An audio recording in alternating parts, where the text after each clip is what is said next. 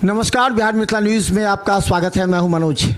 देखिए, राजनीति की शुरुआत संविधान के लेकर की हुई है, लेकिन एक तरफ संविधान बचाओ अभियान चल रहा है, दूसरी तरफ ये कहा जा रहा है कि इस बार संविधान इस तरह बनाया जाएगा मोदी के द्वारा जो कि देश को आगे बढ़ाएगा।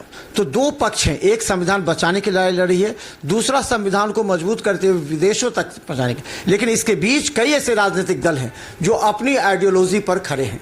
2017 में वाजिब अधिकार पार्टी की स्थापना हुई थी, उसके बाद से लगातार बिहार के अलग अलग क्षेत्रों में ये अपने आप को विकसित कर रही है। 2019 के चुनाव में समस्तीपुर लोकसभा चुनाव लड़े थे, उसके बाद विधानसभा।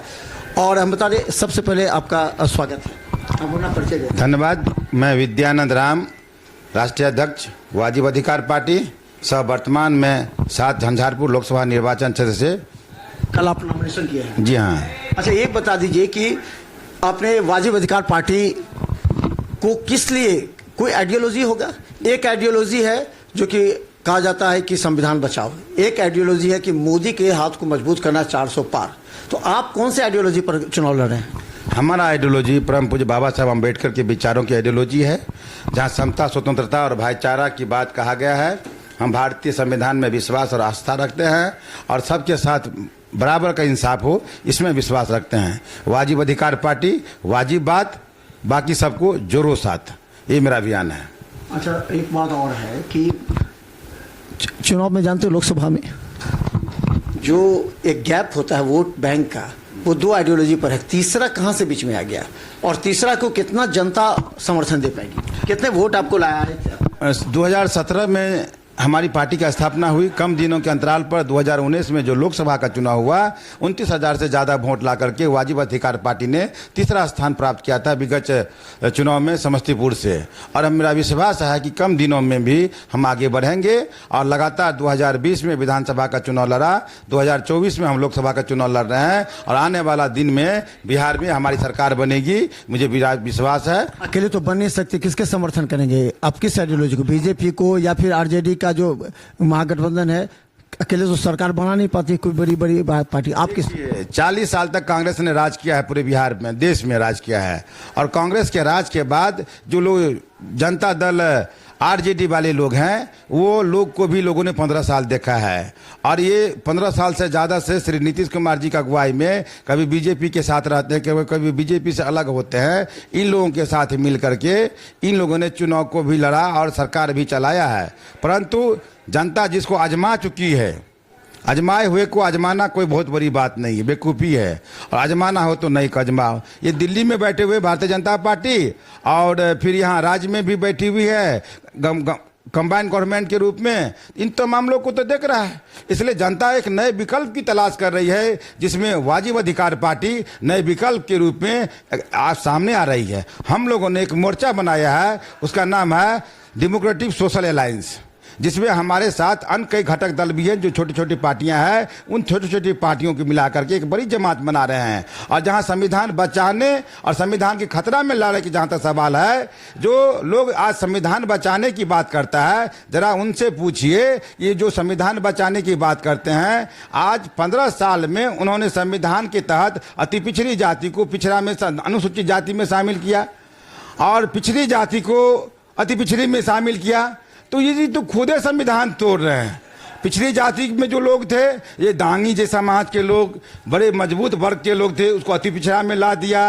तमोली जाति के लोग, जो मजबूत समाज के लोग, तो अति पिछड़ा में ला दिया। जहाँ पर कहार का, कुम्हार का, नाई का, बढ़ई का, जो गरीब वर्ग का अति पिछड़ा समाज का लोग था, जिसका सपना जननायक कर्पूरी ठाकुर जी ने देखे थे, उनका हनन ये लोग कर रहे हैं। अच्छा, रामप्रीत मंडल, सुमन महासेठ, गुलाब यादव, ये तीन तो हैं जो है।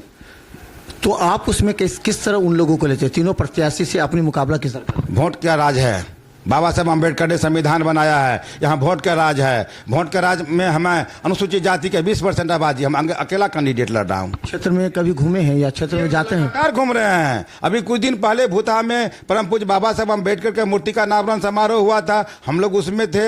हम लोग मनसापुर, धबही, बलवा, चाहे यहाँ पर बकुआ, भरगामा, मधेपुर, बेलौचा, चाहे जो भी झंझारपुर का इलाका का जो भी गाँव है, लगातार जनसंपर्क में है। कई वर्षों से हम लोग का लोगों से आना जाना रहा है, हमारा सगे संबंधी रिश्तेदार भी उस इलाके में है, उस हिसाब से भी हम लोगों के बीच में आते जाते रहे हैं। अभी ये जो मलमल पंचायत है, मलमल पंचायत में मरबर पंचायत के अंतर्गत जो रार बस्ती है, वहाँ पर दलित परिवार में जन्मे हुए खास करके रविदास समाज के 2 व्यक्ति का हत्या कर दिया गया, जिसके खिलाफ हम लोगों ने जन आंदोलन चलाया। अभी समय कुछ दिन पहले माघी पूर्णिमा के अवसर पर संत रविदास की जयंती मधुबनी के अंदर मनाया गया, खजौली में मनाया गया, दूलीपट्टी में मनाया गया, हम तमाम जगहों पर उपस्थित थे। कोई एक ऐसा पंचायत बता दीजिए आप जहां हम खुद करेंगे या वार्ड, क्योंकि हमने झंझारपुर के कई क्षेत्रों का दौरा किया, जनता की राय ली है, सभी जो है रामप्रीत मंडल के खिलाफ हैं।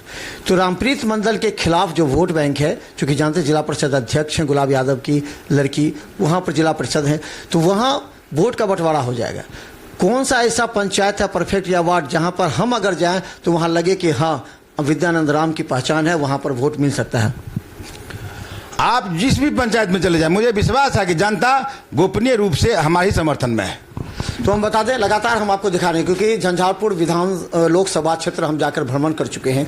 हमने गुलाब यादव से भी सवाल पूछा है, रामप्रीत मंडल से भी सवाल पूछा है, और अब हम जो बता दें कि मुकेश सहनी के साथ जो मिल करके आए हैं सुमन महासिर, जिन पर बड़ा आरोप लगा है कि मुकेश सहनी ने किस परिस्थिति में टिकट दिया जिसे वहाँ की जनता हाथ है। हम लगातार क्षेत्र में भी दिखाएंगे, क्योंकि लोकसभा में जितने प्रत्याशियों की जिम्मेवारी है उससे ज़्यादा जिम्मेवारी एक पत्रकार की होती है कि वहाँ की वास्तविक स्थिति को दिखाते रहे, ताकि जनता उससे प्रेरित हो, उसके आइडियोलॉजी से प्रेरित हो और उसको वोट दे सके।